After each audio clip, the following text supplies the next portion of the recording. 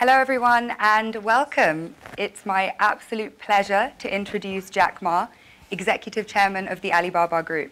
Jack founded Alibaba in his apartment in China in 1999 with a group of 18 co-founders. He was one of the first people in China to really understand the potential of the internet and has utilized it to help small businesses succeed in a global marketplace.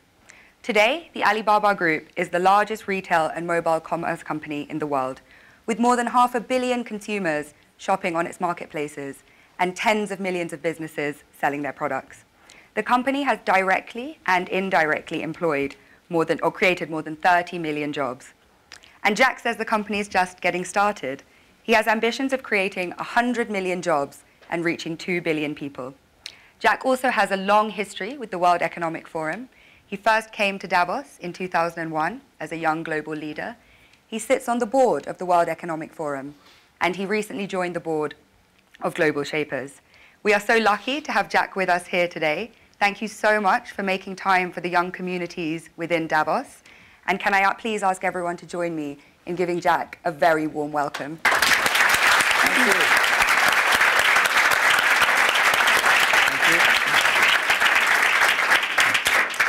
We have global shapers, young global leaders, and technology pioneers in the room who are all really looking forward to asking some questions. So I'll just kick off with a few first. Please. So you ended your interview last year by saying we really need to pay attention to people who are 30 years old, to the next 30 years, and to companies that have less than 30 employees. I turned 30 last year, so it was particularly welcome to hear this. And I think for many people in the room, they meet one or two of those categories. So in light of that, what are you most looking forward to and most scared of in the next 30 years? Yeah, we people are very lucky because we are in the area that the world is in a very big transformation because of the technology. I think we read a lot on the books that 200 years ago when the first industry have a lot of great people, and then 100 years ago, electricity revolution came, a lot of successful people. So now the technology comes. This new technology will also create a lot of successful people, interesting careers. But honestly, every technological revolution comes is going to create a lot of social problems. And my view is the first technology revolution caused the First World War. Second technology revolution caused the Second World War. Now we're on the third. So what is going to happen? People worry about artificial intelligence. People worry about robots. People worry about a computer and data and privacy and securities. People start to worry. But whether you worry, it will come. You don't worry, it comes. So the thing is how you change yourself. So I think next 30 years, the world is going to be huge change. If there's a third world war, I think the world war should be a war against the disease, a war against environment pollution, right? A war against poverty together. We should not a war against ourselves. But if we do not see clearly that using the new technology to solve this problem, if we do not unite, align together, human beings are going to fight each other. Because every technology revolution will make the world unbalanced. When something unbalanced coming, somebody used to be number one, suddenly become number two, and somebody was number three, and then become number one. It's all not comfortable. So we people, if you're 30 years old, my view is that when you are 20 to 30 years old, you should follow a good boss, join a good company to learn how to do things properly. When you're 30 to 40 years old, if you want to do something yourself, just do it. You still can't afford to lose, to fail. But when you're 40 to 50 years old, my suggestion is that you should do things that you are good at, right? And not do things that, oh, that's very interesting, I want to try something new. It's a bit dangerous more. When you're 50 to 60 years old, spending time training and developing young people, the next generation. When you're over 60 years old, better stay with your grandchildren. But this is normally general like that. Not everybody were like, but most of the people were like that. So 30 years old, we people next to 30 years are the luckiest period. We have a lot of challenges, a lot of things are happening, and with our knowledge, with our physical power, it's time you need to change. You have to think, if you want to be successful tomorrow, it's impossible. If you want to be successful a year later, it's impossible. But if you want to win 10 years later, you have a chance. That is what I think. Wonderful. And moving on to a topic which is kind of impossible to ignore after 2017. So a third of all the people in leadership positions in Alibaba are women. But the picture elsewhere is a bit more bleak. And a friend of mine recently said something that has really stayed with me. Women are tired of empowerment programs, and we want power. In 2016, venture capitalists invested $58.2 billion in male-founded companies, while women received just $1.46 billion. And as 2017 showed, it was a year of sexual harassment scandals, the gender pay gap still exists, and unfortunately, the list does go on. So how do you think we can move beyond tokenistic gestures towards genuine gender equality? Yeah, that is very interesting. A few years, like 4 years ago, there is a journalist came to our company, and when he leaves, he asked me a question, why there are so many women in your company? And I never realized we have so many women in our company. I said, anything wrong? Today, we have a 49%, close 49% of the employees of our company are women. That's a lot for a high-tech company. It's not on purpose we hire women. We think they are great in helping us to grow. Alibaba is an e-commerce company. E-commerce is a service industry. To serve people better, you should have a service heart. We find that women doing much better jobs than men. And the second is that last century, people compete because of muscle. No, not this century is not muscle, it's the wisdom. And next is, I believe, if a person wants to be successful, you should have a high EQ. But if you don't want to lose quickly, you should have a high IQ. But if you want to be respected, you should have high LQ, the Q of love. So those three Qs put together, a lot of men, they have a high IQ but low EQ, and a very tiny LQ. Women, balance-wise, they're the best. If you want your company to be successful, if you want your company to operate with wisdom, with care, women is the best. In my company, we notice that women, they care others much more than men. Even on our site, today on shopping site, e-commerce, we find women buy a lot of things. But they buy for their husband, their parents, their kids. Men only buy for themselves mostly. Because you care, that makes you the difference. So we have 49% of the colleagues in the company are women, and close 37% of the senior management are women. We never feel anything wrong, and women, they sacrifice more. When they love it, they believe it, they continue to do it. So I think one of the secret sauce for Alibaba to be successful was successful in the past 18 years because we have so many women colleagues. And the other thing is that we feel so proud. And you know, most of the time you see I go out, I never realize that when we count always 50% of women with my delegation, my team. Because we never think they're women. We think they're great colleagues. So if you try to say, now we got too many men, so we have to put some women inside, that's a disaster for both sides. So what would your advice be to companies that operate a little bit more on that quota-based system but seem to be not making progress or not having such kind of representation? When you have a quota-based, you must have a lot of women. You will never reach that. I think if a company full of men, trust me, this company cannot be sustainable, cannot keep on growing. Because just like a steel, if you don't put wood inside, this steel is too tough, it's easy to break. So when you have a woman and man in the same company, when something happens, the women are for example, one of the values for our company is that the #1 value is customer #1, employee #2, shareholder #3. This is everywhere I go. Wall Street did not like my point, but this is what I said, you know.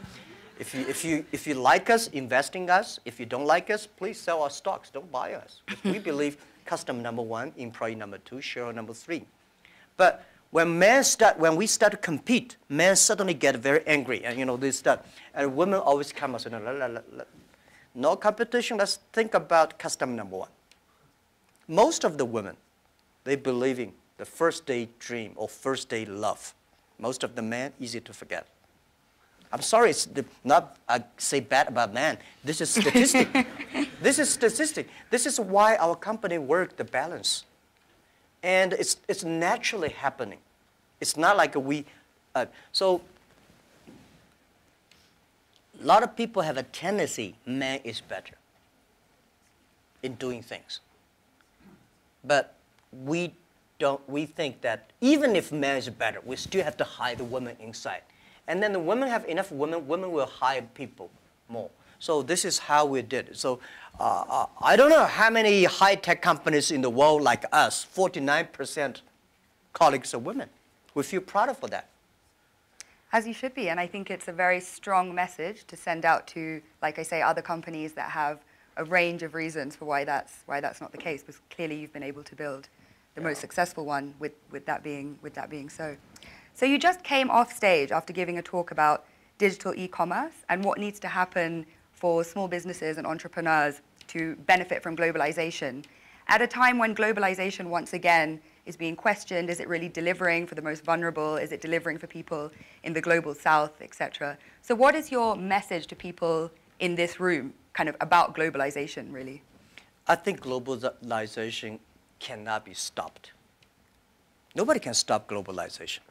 Nobody can stop trade. And I believe if trade stops, war starts.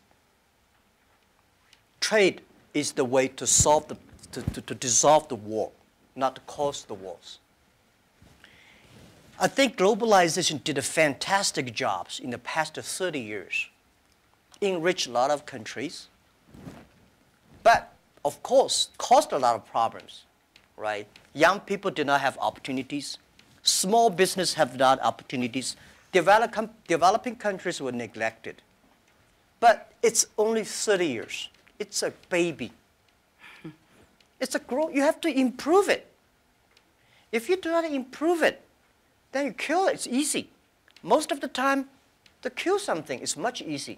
So my beliefs, it's our generation's job. Today, we have a better technology.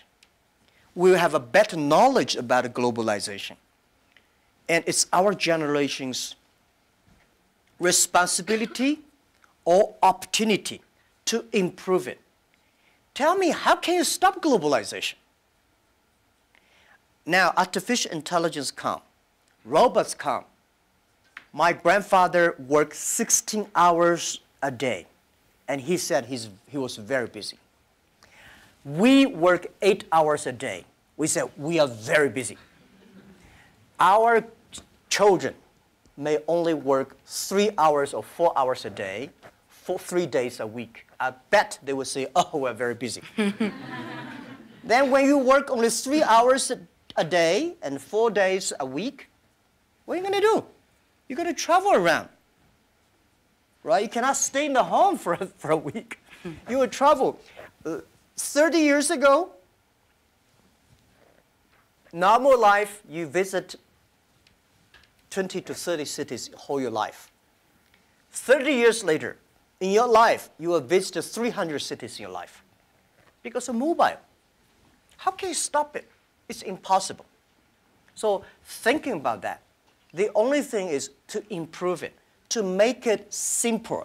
Global trade should be simple, should be modernized, should be giving inclusive. Everybody have the opportunity.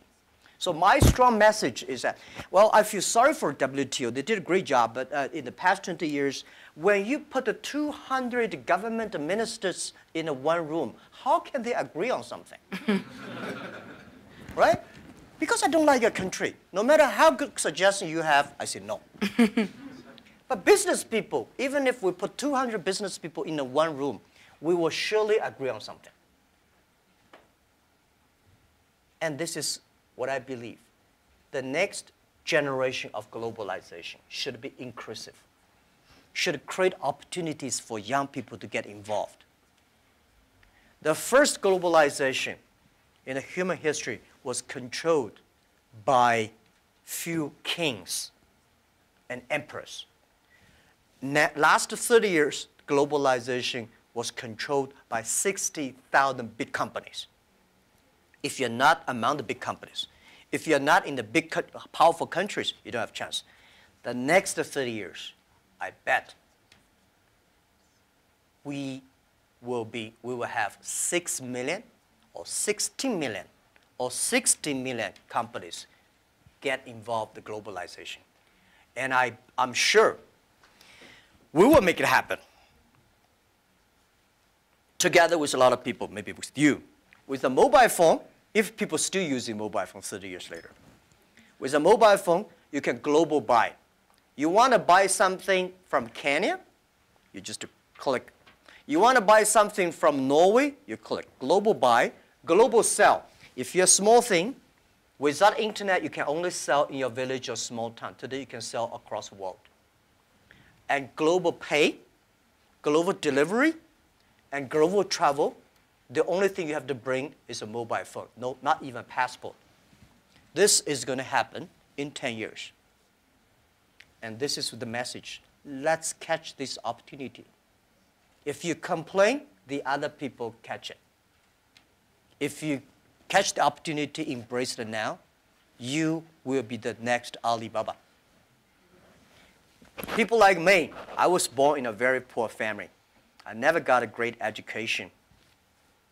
I failed all the examinations. For what reason, I don't know. But later, I realized I don't have money. I don't have technology. I don't have a lot of good backgrounds. We have a rich uncle or something. No. The only thing I competed with my people, the young people, is let's compete for 10 years later. This is what I believe 10 years later will be happening. So everything I do for that goal, I know 10 years later, this thing is going to happen. So prepare for that. Because I know if I compete with him for next month, no chance. So this is how my message is. It's a challenge, but it's an opportunity. And it's the opportunity for people like us. This world, the most difficult thing is to convincing a successful people. When you tell him, this is a great opportunity, he says, no, forget it, right? I've been doing this for 30 years. But for people like us, we're looking for opportunities in order to survive. So we will do anything to be creative. So this is the message. 30 years, it's an opportunity for us. It's a challenge for those people who are 60 years old. If they're 60 years old, not discrimination, but it is tough for them. And maybe says something about how we need to look at government as well in terms of more young people entering and doing policy making. So if there are these 6 or 16 or 60 million businesses and we're all kind of hyper-connected, on a more fundamental level, do you think consumption is making us happy? Consumption? What do you mean consumption by making us happy? But through consuming, are we becoming happier through being more connected? Is that genuinely driving of course, connection? consumption will make, without consumption, definitely we're not happy, right? But if the consumption may not be, the thing is that for me, people like me, people say, Jack, you are very rich, but I don't have time to spend money. And I know this money does not belong to me. When I have 1 million, 2 million, it's my money. But when you have 20 million, problem comes, you think the US dollar is going to devalue or English pound and the stock market is going to problem. When you're over $1 billion, that is the responsibility because the society trusts you, Kim. manage the money better. If you think that is your money, you'll get into trouble. This is what I always believe. That's the. How can a person have a, 20 or $2 billion? No matter how hard you work, you should not get $2 billion or $20 billion. The money people put on you is the trust and the credit you have. So you should spend money better than government.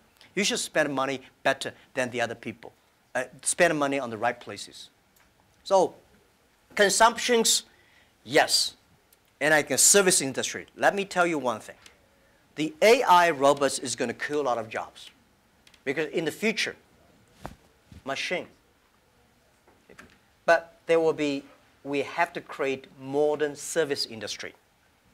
Service industry is going to have, service is got a lot about consumptions. So doing the consumptions, service industry has huge hope. But you have to do uniquely. I think from that slightly philosophical point, we can turn to the floor for questions. So if you, if you could please introduce yourself, say where you're from, please keep your questions succinct so we can take as many as possible and relevant for the whole group. Great, so would you like to go first?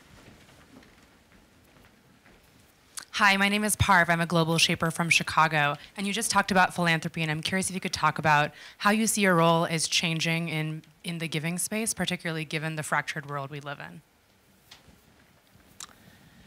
Yeah, I think philanthropy, it's not about helping others. It's about helping yourself. I had a huge debate with my colleagues. Several years ago, there was a big earthquake in China. And there was a big earthquake in Japan. So we donated I forgot the exact, like $20,000 to Japan, $10, $15 to China. And people say, why we donate that little? Because we are, we have a lot of money. And my point is, no matter how much money you donate, 2 million, 20 million, that money compared to that is tiny. You cannot change a lot of things there. The thing you donate because you change yourself. When you change, the world is changed. You have to change yourself, right? And the next thing is that philanthropy is about action. It's about involvement. It's not about giving money. It's about to wake up people's consciousness. So I think, to me, I grow up, and my globalization is grow up in this place. Year 2001, when I was nominated as a young global leader, I had no idea what is Davos, where is it, and what is about a young global leader. But I came here, I learned, I listened about these corporate global citizenship and globalization and all things. I grow up. I understand. This is, to me, it's like a philanthropy. And this has changed to me, as I told Schwab, that every time I come to Davos, I want to spend time with young people. Because I benefit from young global leader, early days. When I listen to Bill Gates, and Bill Clinton, and George Soros, these guys, at that time we don't have that many people. Very poor facilities. Well, very cold. I work like 30 minutes driving in a bus coming here and watching. But now I think still have. But this is good. This is the tuition we pay for a grown up. And now, to me, I think spending time with you benefit me, and also I want to tell you my true experience. It's a philanthropy. It does not necessarily mean money.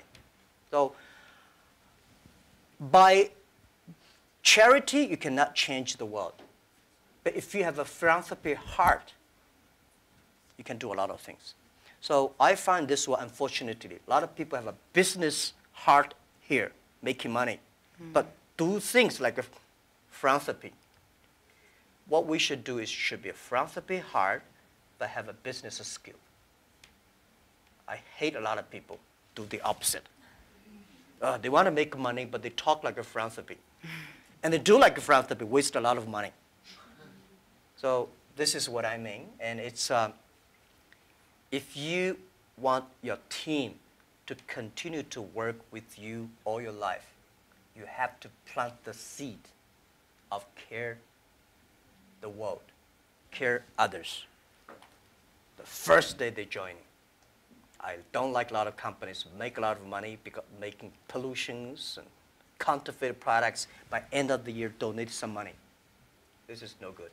Business, the philanthropy idea should be buried into the business model. That's, yeah. Philanthropy of heart, I think, Yeah. a message that young people can take forward. Please. Hi, my name is Iman. I'm a global shaper from the Jeddah Hub in Saudi Arabia. My question is, as a young boy, did you envision that your life would be like this? Did you have intuition about this?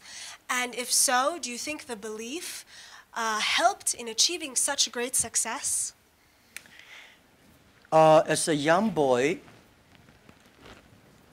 I never thought, as a young boy, even today, I never thought I would be here. Honestly, I never thought. But as a young boy, when I look back, every problems I met when I was a kid benefited me. I failed so many times. People probably know that I'm applying jobs for so many jobs, over 30 jobs, all rejected, not even got a chance. 24 of us were interviewed for a KFC job. 23 accepted. I was the only guy rejected. 6 people went for looking for a police job. 5 accepted. I was the only one. My cousin and I applied job as a server in a 4-star hotel in my city. We waited a long queue for 2 hours. He was accepted. I was rejected. So my mother looked at me, but I know this is a training course for me. Before my 30 years old, I'm a failure. People lose, but I never give up. I think there is an opportunity there. And then I was a teacher later. I graduated from university. I was a teacher in the university for 6 years. Number 5 year, I was elected the best teacher of my university, elected by students. So I said, everything I taught my students are the things I learned from books. What if I go out, spend 10 years, experience all the things, whether fail or succeed, I go back to teach again. That was my original thinking doing Alibaba. So I never thought I could be rich. I never thought I would be successful. I never thought we could survive for 18 years. And then we made it. The only thing that today we should do is share the experience and know-how, especially share the mistakes, suffers with others. My thinking is that, you guys remember, if you want to be successful, learn from the other people's mistakes. Don't learn from the successful stories. Successful stories they make, don't listen to that. There are a lot of reasons behind it. Just like I remember the first time Harvard Business School came to us, say, Jack, we want to write a case study for you. That's years 2001 or 2000. They came, they spent 1 week, and they write a report, and I read, I said, this is not me. And they said, this is you. I said, no, this is not us. He said, this is you. So they make up his sign, and the case study go up, and they start to teach in a lot of universities. The next 5 years, they invited me to go to the case study, and they always find a competitor of my company. And after every case study, Alibaba will die, that company will succeed. All the students agree. And actually, every 5 years, all the competitors die, we still survive. So how can you study this kind of a successful story? Learn from the mistakes, the other people. No matter how smart you are, you will encounter these mistakes. You learn from mistakes not because you will be able to avoid mistakes. You will able to, when these mistakes come, this suffer comes, you know how to deal with it, how to face it. The book I want to write, if I if I want, if I can. It's Alibaba 1001 mistakes. This is the most treasurable things that in my life. In my life, it's not how much we achieved. It's how much we gone through the tough days and mistakes. And this is what, if you start to think now, it would be good. So if you ask me when I was a boy, I never thought about that. Never. Let's go to the back of the room. Yeah.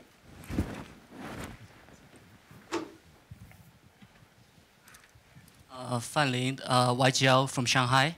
I know that you recently spent 100 billion RMB in deep tech research. I just wonder how you think of the future of deep tech and how that's going to influence humanity and creativity. Yeah. Thank you. I think technology, as a company, we invest 100 billion RMB, which is like 150, right? Or 15, no, yeah, 15 billion US dollars on researching for the high tech. As a company, I hope in the future we gain our profit because of our technology, not because of our size. So we have to invest in technology. But I don't like this kind of, there's a debate. Artificial intelligence, big data is going to threaten the human beings. I think artificial intelligence should support human beings. The technology should always doing something to enable people instead of disable people. When steam machine comes, when cars comes, people hate it. You know, today we think car is good. When the automobile when first was designed, people hate, especially this car, this horseman, right? They destroy every car they can see. So I would say, people like us, when we have the money, we have the resources, we have the young, all the excellent young people, we should spend money on the technology that enable people, empower people, make life better. So this is what we want to invest. And I think artificial intelligence, no matter how artificial intelligence is good, human being in the future compete with the machine on knowledge, you don't have a chance. Computer is always going to be smarter than you are. When there's a car, forget about who runs faster. When there's a plane, don't think you can fly like a. When there's a computer, you know, computer is always smarter than you are. They never forget. They remember everything. They never get angry. They calculate faster. But computer can never be as wise as a man. What's the difference between smart and wisdom? My view is, a smart people see something the other people don't see. A wise people see something, he pretend he did not see it. A smart people know what he want. A wise people know what he doesn't want. A wisdom, the person with wisdom knows, only you know I don't want this. Then you know what do you want. So I think this is the money we invest to support human beings, not supporting Alibaba. This lab is open to the whole world. It's not supporting Alibaba at all. Yeah. Wonderful. So hi, I'm Saad, Global Shaper from the Islamabad Hub. I really want to know what you think about leadership. Is it something that comes from the heart when it comes to decision making as a leader, or is it something that that you have to take, you have to think through your mind as well, or is it a bit of both? Like as a leader, when you make decisions, would you go with something that you really feel about from your heart, or would you try to have a mix of your mind and your heart when you make decisions?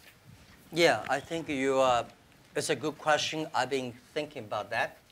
First, it's your nature instinct.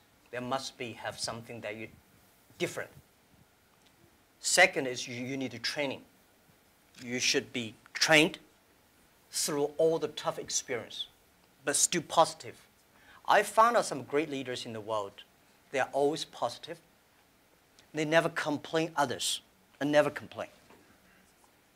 And they look at the things in a different view, like normal people.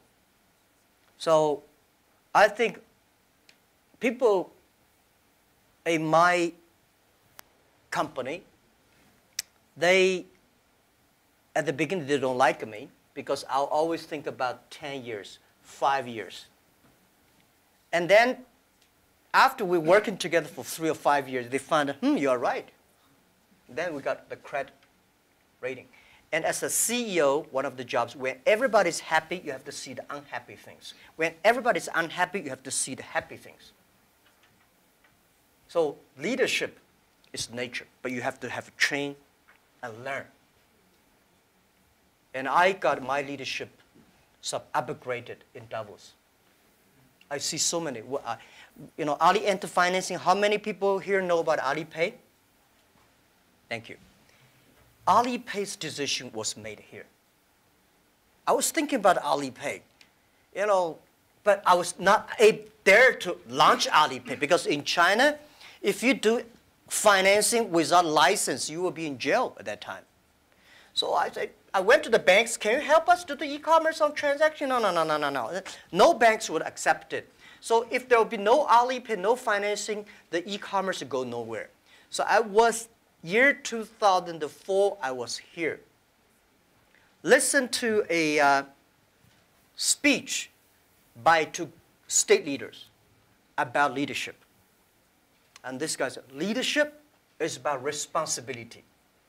You believe it, but the people don't believe it. But if you think it's so critical, you should pay any price to do it. So that day changed my mind, and I called back to my team and say, let's launch it within 1 month. If somebody has to go to the jail, I go to the jail. Who will be the second one follow me? If I go, you continue, and you go to the jail, you go continue. That was they called the leadership determination. And year 2004, I made a decision here, I called it back. And now today the Alipay launched, and it's so big, over 800 million people today using Alipay globally. This is called, yeah. Wonderful. Shall we take one from YGL to be fair? Any questions? Yeah, please. Hello, my name is Pablo from Costa Rica, YGL. And given your perspective of caring and being a trustee of all this, what do you do for self-care and also maybe within your company? Because earlier on, often you can cut through sleep or other things in a silly way, and you realize that if you plan for the long term, one also has to take personal care, be either mindfulness or prioritizing better. And how are you doing this, and how do you promote that in your company? Well, I'm lucky that I have 18 co-founders, and most of them my students. When in my apartment, I told them my dream and my mission, and we videotape. Funny thing is that when Alibaba launched for the first day, I said, let's videotape everything. Every important meetings that we join together. The purpose is that someday, if we fail, we give the videos to the people to research why we fail. If we succeed, give the videos to the other people. So we have almost a whole house of videotapes. So the first videotape, I speak for 2 hours, and those guys look at me. Okay, so that's what you want to do? I said, yeah, this is what I want to do. I was the first. I know nothing about technology. I know nothing about management. I know nothing about, but the only thing is that you don't have to know a lot of things. You have to find the people who are smarter than you are. My first way is always find people who knowledge on computer smarter than I am. Accounting, smarter than. For so many years, I always try to find the people smarter than I am. And when you find so many smart people, my job is to making sure the smart people can work it together. And then if smart people can work it together, it's easier. The vision, they will believe. Because if stupid people can work it together easily, Smart people can never work together. But people work together easily, they don't believe the vision. The people who believe the vision, but they don't work together. So very important is finding smart people, and my job is two things. Making sure they work together, so the culture is important. Long term, you should be ideal with great, strong vision leader, but you should also have to survive today. If you don't survive today, you're gone. So the best way to promote your company is not you. It's not me as the CEO. The best way is your product, your services, your employees. The best product of your company is your employee. So I spent a lot of time, early days. For the first 2,000 employees of Alibaba, I speak everybody for 1 or 2 hours when they're joining. I said, I will never promise you will be rich. I never promise you will be promoted. But I promise you'll suffer. I promise you will have a terrible life, and right, and all the terrible things I promise when you join this company, right? But good things. If you promise good things, you are misleading them, because I cannot promise myself. We know this is the future, but we are not sure that we will be there. But if we don't work together, we all will lose our job. So that's the thing. And they do always say, and I think I've experienced this myself, if you knew how hard it would be, would you do it? And it seems for you, a key part of leadership is leaving the ego at the door and being willing to hire people better than you, who you can then kind of empower to carry out your vision. Yeah. Wonderful. Yeah. Hi, I'm Iman from Global Shaper Jakarta Hub. How does your experience of being a teacher influence how you run the business today? And do you have any message for those who are working in education space? Thank you.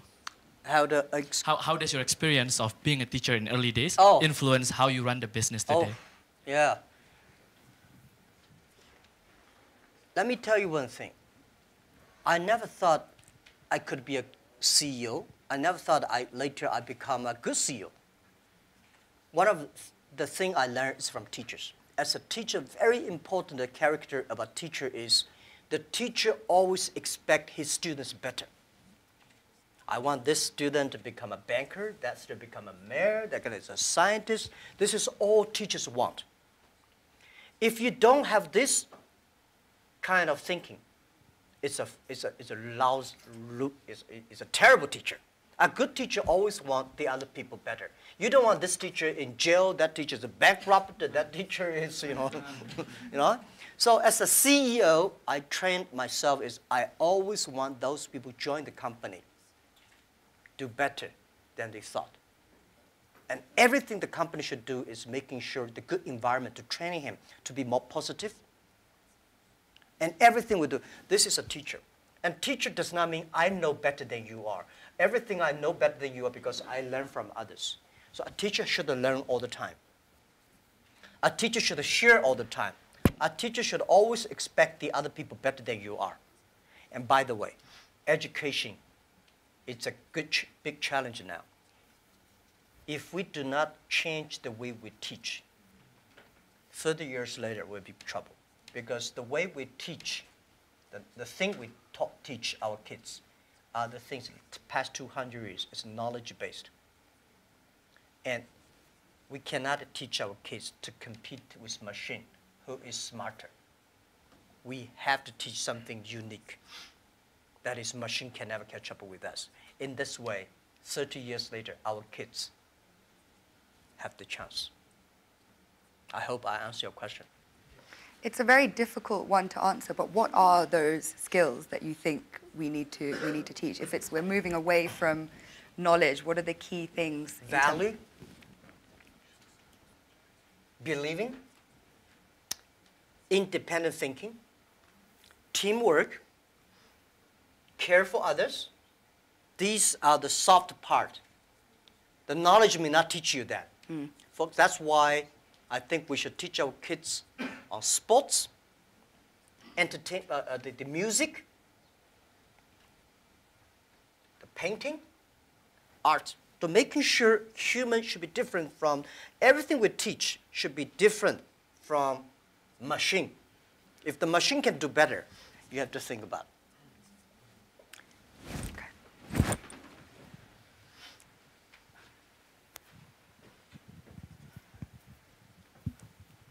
Hi, this is Hashim Al-Musawi from Manama Hub, Bahrain. Talking about education and the fourth industrial revolution, we have been talking about people losing their jobs or they are not qualified enough with the skills needed. What are you doing for the people within your company to get up to date, to get continuous learning, to know what's the technologies needed for the future? Thank you. Okay, luckily I don't have to do a lot of these kind of things in my company because we are fighting every day for the future. We know if we do not work hard, Facebook or Google and Amazon, all these are going to do better, right? So this is why we are globalized. It's a competition globalized. But we know that it's not about technology competition. All the people today, not like 18 founders, we only have 2.5 people are engineers. Today we have more than 25,000 engineers. They are all smart people. They do much better job than the 18 years ago. But the only thing I want to making sure that these people have a philanthropy heart. Because the data we have, the technology we have, if they do not have a great heart inside, we are going to make disaster for the world. Google, Facebook, Amazon, Alibaba, these companies, we are the luckiest company of this century. And we have the if we're lucky, we have the responsibility that we should have a good heart to do something good. But on the other thing I want to say is about that making sure that everything you do is for the future. For example, you know about Singles Day? Singles Day, shopping day, November 11th is the day we created. Last year, that day, we sold 25 billion US dollars for one day. And for the first minute, over 70 to 80 million people rush inside to shop on the mobile phone. So you have to making sure the system is good enough. We have to finish 270,000 transactions per second. Can you imagine that? 270,000 transactions per second. If we do not have that kind of computing capability, the whole system will crash because we have several hundred million people waiting to pay the money. So this technology, we know why we do this for one day, because we want to test the technology. This technology should be inclusive. Because we know today in China, we create probably like 100 million package delivery. We believe a day. 5 years later, the whole world would deliver 1 billion packages per day. Think about what's the technology. Are we ready for that? So the Singles Day is to testing this technology and to be inclusive. So making sure the market drive them, not the boss drive them.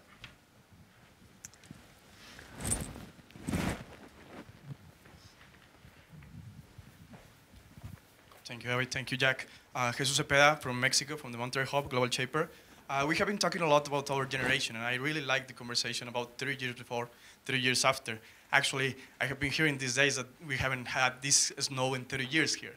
So the question is going to a quote of Professor Schwab. He said a couple of months ago to the Global Shapers that we're the first generation that is going to suffer about climate change, and we are the last one that can do something about it. So with your teaching passion, what are the 3 things that you are saying to educate the 10 million employees or the 100 million employees or everyone who's looking at this video to develop an environmental mindset, a spiritual mindset, a non-fragmented world mindset? Okay. First, let me say this. Every disasters, the environment disasters, is a reflect of human heart today. Because when we need too much, we destroy a lot of things. I think the human being today, the past 200 years, because of knowledge-based technology or knowledge-based training system, all we want to do is get more. We want more things. We go to the moon, we go to Mars, we go this, we always outside looking. We human beings never inside looking. If you don't have the inside looking, you will never be wise. If you're not wise, you never know what you don't want. Today, human beings get much more than they expect they should have. So the environmental pollutions, the whole thing happening is because human beings become greedy, become arrogant. So this is why the big data, the data technology is trying to understand the inside of human. What is data? Data is the human behavior. A lot of people, trust me, the machine will know you better than you know yourself. Have you seen some movies? Some gamblers. You know, they're great. They look at the eyes. If he got a good card, this eyeball will shake. But normal people don't see it. The machine see all the details. Machine know you better. So what I would say is that in the data period, human being next to 100 years, human will try to understand inward looking. We will see a lot of ugly things of ourselves. When knowledge-based outward looking, you see the ugly things of the others and good things. When you look inside looking. This is Chinese philosophy. Chinese people, our believing is always inside looking. We're supposed to have inside checking every three times a day. But not really. If you can really do that, you can do that. Then you'll be good. So for environment, you're right. If we do not make action, take action, all the money you make will spend in the hospital, medicine. Our kids will be in big trouble. So let's fix it. And first fix our heart, fix our know-how, and fix our belief. When you have a belief, when you have a religion, when you have a value, it's better. So I think this is what concerned me. This is what I think the young people should always have, the value, the mission. If you have something you believe in your heart, then it will be different. This is what next 30 years education should be focused on. We have time for one last brief question. Karuna?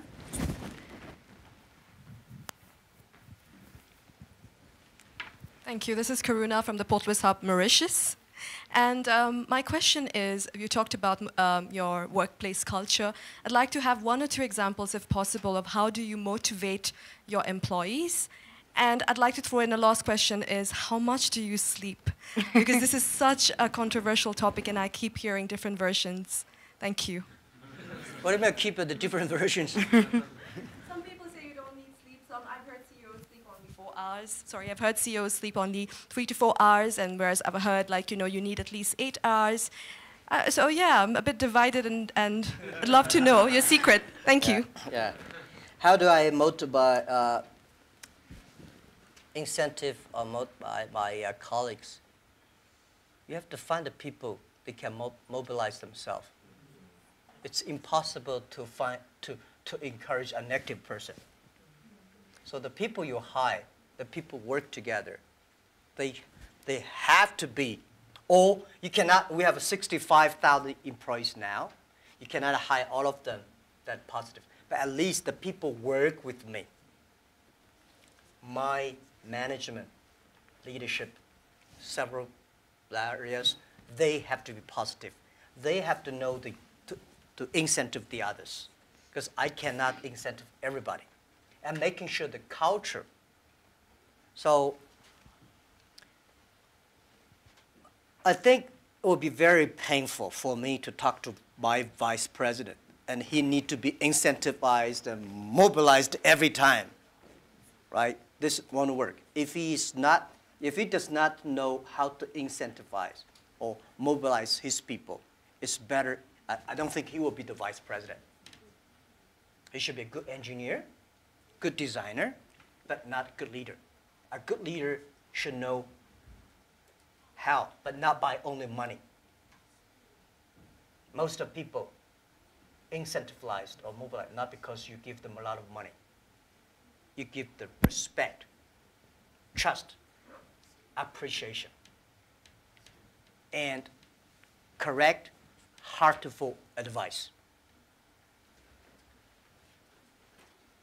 When you come to my meetings, internal meetings, you will be shocked because we are not like a lot of the other Chinese company. The boss say, everybody listen, take notes, and go down.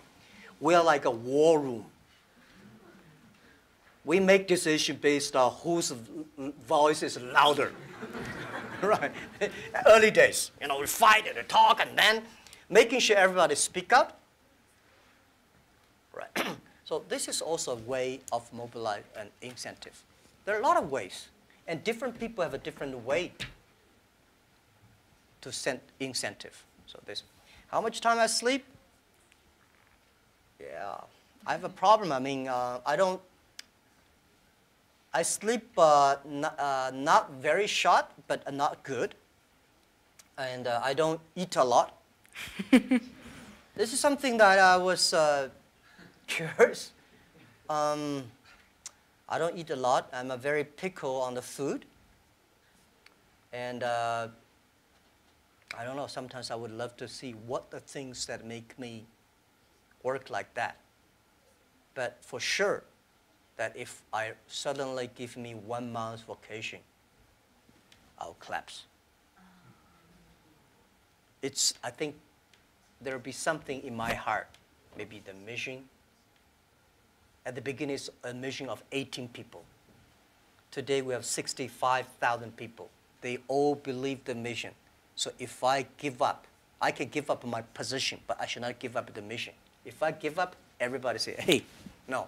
So, and then especially today, Alibaba at this size, people continue to say, for this size, the growth rate will be tiny or down. So what's the 10, 20 years Alibaba will look like? If you want to still be greater or triple our size, what the direction? How to do it? So I spend a lot of time thinking. And I love to think. Good thing is I have a good team now. I think, I do the talk, they do the work. Yes. On that note, I'm sorry we didn't have a chance to take everyone's questions. We'll just have to make this an annual convening from now on. And I hope you can all join me in thanking Jack for his strong message of youth, inclusivity, particularly in the context of trade, and how we should all take time to look inside ourselves, cultivate our wiseness, because that's how we'll differentiate ourselves from machines. Thank you so much.